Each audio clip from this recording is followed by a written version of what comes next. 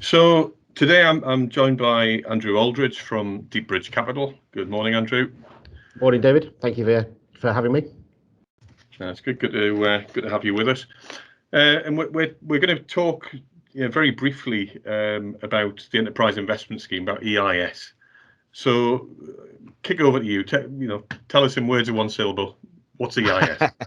I like layman's terms, so I will try and keep it as simple as I can. The Enterprise Investment Scheme has been around since 1993, 1994. So it's well over a quarter of a century old. So it's not a new thing per se. There have been changes and tweaks, etc., as governments have come and gone and kind of really shaped it to be an effective tool for government policy. So what EIS was set up to do was to effectively help early stage UK businesses attract funding that they might otherwise struggle to attract. So these are early stage companies. They are growth focused companies. They are now very much in the kind of they're very much focused on the knowledge intensive world. So we invest in technology and life sciences companies, and they are two prime examples of where EIS money is going these days. So it was set up and it has been tweaked and rubber stamped even further over the last couple of weeks by the latest budget that's come out, etc. Although it didn't mention EIS per se, in the conversations with journalists and industry contacts afterwards, the Chancellor was upping his talk about EIS and how important it is to economic recovery going forward. So how does EIS work? Well, EIS works by offering tax reliefs to UK taxpayers for investing in these early stage companies. So there are it's probably one of the most generously tax relieved, if that's a word, tax relieved schemes anywhere in the world. Back in 2017, the EU actually commissioned a report by PwC to look at such schemes from around the world and rank them by good practice. And when they looked at 46 schemes from across the globe, the top two that were ranked for best practice in the world, number 2 was the Enterprise Investment Scheme, and number 1 globally was the Seed Enterprise Investment Scheme, which is for very early stage companies.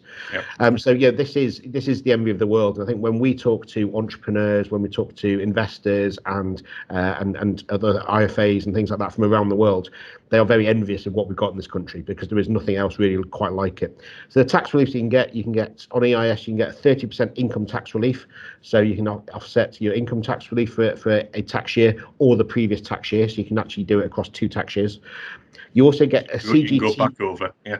Absolutely. So this year, we're currently coming up towards the end of the tax year, but you could go back to last tax year as well, as long as the capital is deployed this tax year, etc. So there's various caveats, but it's very straightforward.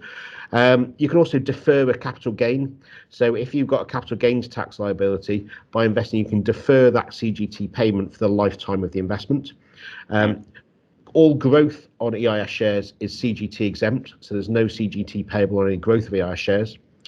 They also qualify for business relief, which is an IHT exemption. So shares after being held for 2 years are IHT exempt. And also one of the things that we often don't talk about per se, but there's also loss relief available. So for example, if you were investing, if you say put £10,000 into an EIS investment and you got your 30% income tax relief, so you got £3,000 back off the government. If all of your investments failed, you could then claim loss relief against your income tax against the rest of that £7,000. So ultimately, you're risking something around 32p in the pound is if everything failed. So it's very, very tax relief heavy. And like I said, there's nothing quite like it anywhere else in the world. Interesting. That's very useful. So you talk about the tax advantages, the general advantages. Obviously, as you pointed out, these tend to be relatively early stage companies quite often. They tend to be growth, and therefore, I guess associated with that is a good element of risk. So give us the risk warning. Tell us about the risks associated with the underlying. I mean, these investments should always be treated as high risk. They are illiquid, i.e. they're not on a major stock market. They are unquoted stocks. So you're investing in shares which are not traded on the major stock markets, etc. They are growth capital. So they are by their very nature risk. There's a risk associated there. You're not the rules around it. There's certain companies and types of companies you can't invest in. So, for example, you can't invest in an investment vehicle. You can't invest in a property company, etc. So these are companies which are very much growth focused. And typically you are looking, so to qualify for EIS, you've got to hold the shares for a minimum of 3 years.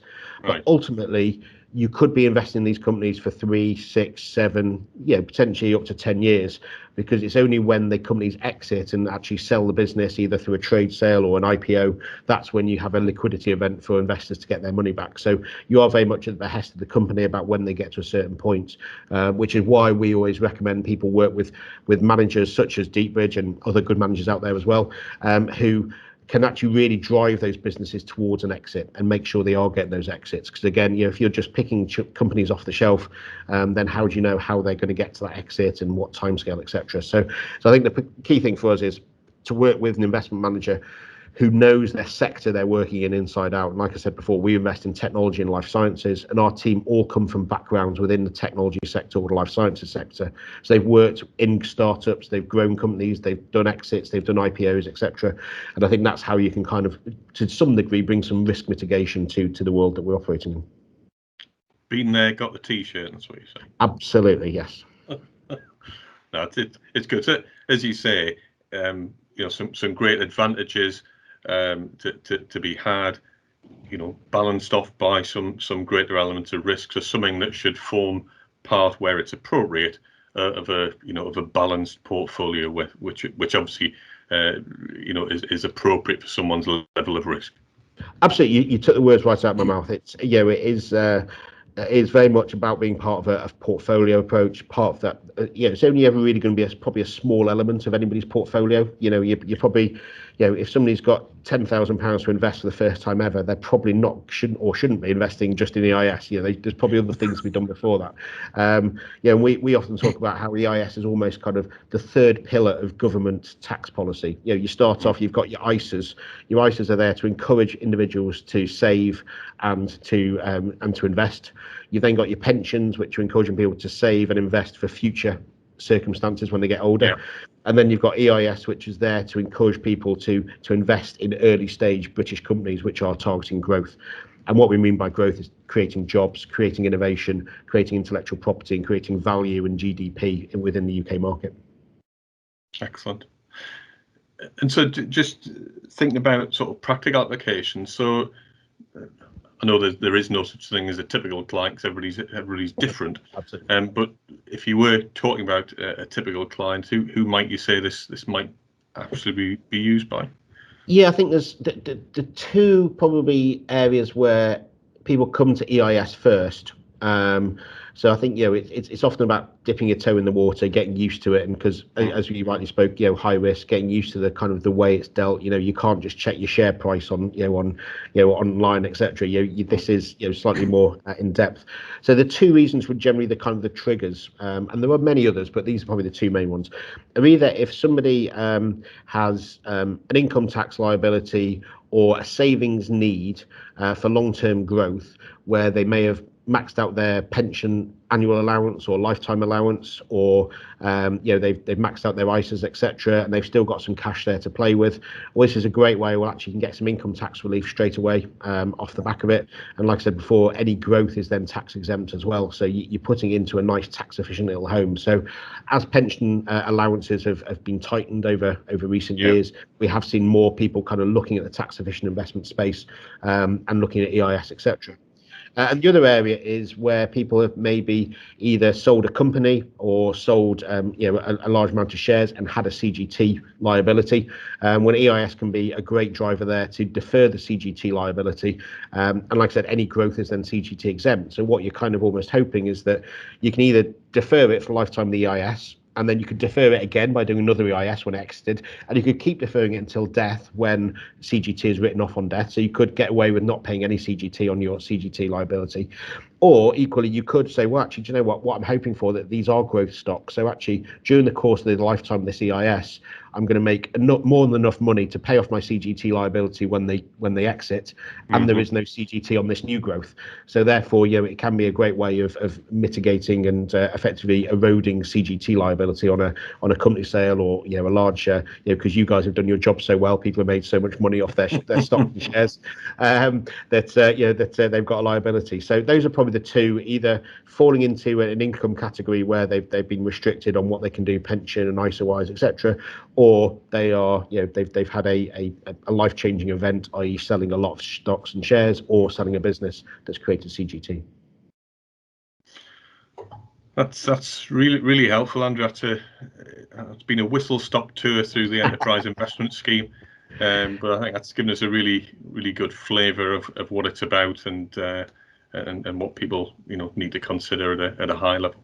So really, thanks very much for your time this morning. Very grateful. No problem at all, David. And I think the key thing is we always think to people, get independent advice. Speak to likes of yourself, because these are, as we talked about, these should be part of a portfolio. They are high risk, but there are great rewards there, and also there's a lot of we're getting increasing investor interest. Investing in these early stage companies. Over the last 12 months. Obviously, we've heard all about vaccines and we've heard all about treatments for COVID, etc. So the amount of interest we've seen in life sciences investments in particular has grown exponentially. But they are markets and worlds where a layman such as myself before Deepbridge wouldn't have really understood that market. So getting independent advice, working with managers, they've got that sector experience is imperative. It shouldn't be that people going out and picking and choosing EIS stocks on their own. That's a recipe for disaster. There needs to be a portfolio managed well and looked after by an advisor. Sound advice indeed to end on. And you didn't even pay me to say that, David. So Andrew, thanks very much for your time this morning. Much appreciated. Thank you.